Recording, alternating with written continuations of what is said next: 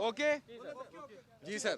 वज़ीर-ए-आज़म साहब ने एडवाइस जो है सदर पाकिस्तान को भिजवा दी है दोनों अपॉइंटमेंट्स के लिए, chairman joint chief of staff और चीफ ऑफ आर्मी स्टाफ के लिए। और अभी प्रेस रिलीज़ जो है प्राइम मिनिस्टर के ऑफिस से जो है डिटेल प्रेस रिलीज़ जो है वो आपके सामने आ जाएगी। मैं ये चीज़ जो है ये प्राइम मिनिस्टर के ऑफिस के पास ये प्रिविलेज रहनी चाहिए, लेकिन मैंने ये एडवाइस जो है वो चली गई है। सर एक्सटेंशन दी जाएगी? ये मैं कोई डिटेल जो है ना मैं बताने का मेरे ये प्रिविलेज जो है प्राइम मिनिस्टर के ऑफिस की है। उन्होंने प्रेस रिलीज जो है वो अभी मेरा ख्याल है मरियम औरंगजेब साहिबा जो है ना वो कानूनी पेचीदगी क्या है वो हल कर ली गई है सर। कानूनी नुकात पे भी गौर किया गया क्योंकि हाफिज साहब के लिए कहा जा रहा था। देखें जी, कानून और आइन के मुताबिक सारे मामला जो है तय पाए हैं और हमें ये पूरी उम्मीद है कि सदर मुमलिकत भी जो है कोई ऐसा तनाज़ा नहीं खड़ा करेंगे जिससे ये अपॉइंटमेंट्स जो हैं कानून और आइन के मुताबिक हुई हुई हैं, इसको सियासी नुक्ता नज़र से या सियासी जो है नज़र से इसको नहीं देखेंगे। प्योरली आइनी और कानूनी देखना उनका हक बनता है, वो ज़रूर देखें, लेकिन सियासी इन्फ्लुएंस के तहत जो है या सियासी एडवाइस के तहत ना करें, क्योंकि ये एडवाइस जो है बाइंडिंग जो है वो प्राइम मिनिस्टर की है, किसी और एडवाइस के तहत ना कोई काम।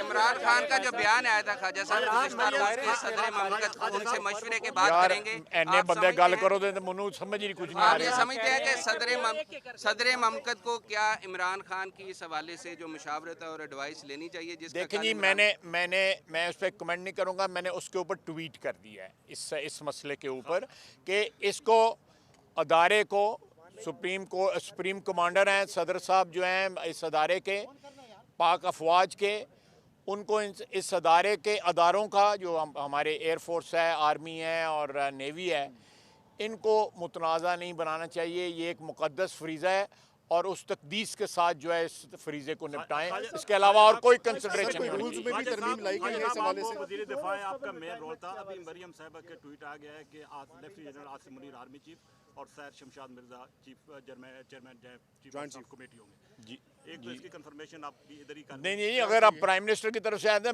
मेरी की औकात है उसकी कंफर्मेशन दी जड़ी। सर क्या समझते हैं ये जो अमल है समरी में जो सीनियर अफसरान के नाम थे उन्हीं के नाम अप्रूव हुए हैं, तो आप इस हवाले से क्या कहते हैं? देखें जी, आपको जो है मीडिया को इस बात को एंडोर्स करना चाहिए कि नंबर 1 और नंबर 2 के ऊपर जो है लोग हैं उसको उसी तरह ऑब्जॉर्व कर लिया गया। ये कानून और आइन और जो मेरिट, हालांकि मैं समझता हूँ कि मेरिट जो है वो सारे के सारे जो 3 स्टार जनरल होते हैं सबका मेरिट बनता है। ये प्रोसेस कब तक मुकम्मल हो जाएगा आपके ख्याल में? सदर साहब की तरफ से जवाब आ जाएगा?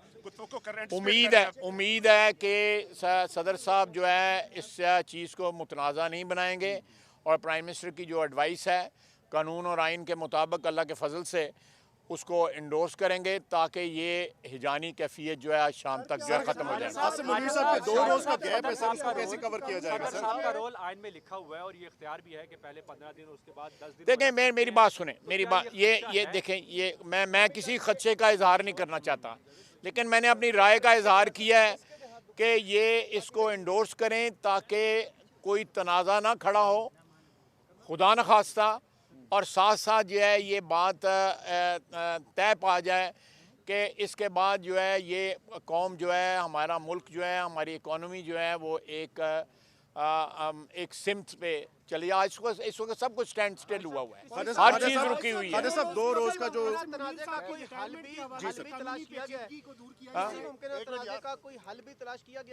देखें, मैं थोड़े कहने तो मैं पहला तो कुछ नहीं दसना है। आसिम मुनीर साहब का जो 2 रोज का गैप बीच में आ रहा है सर, रिटायरमेंट 27 को हो रही है। सर वो everything has been taken care of according to law and constitution. Thank you very much. Sir mike they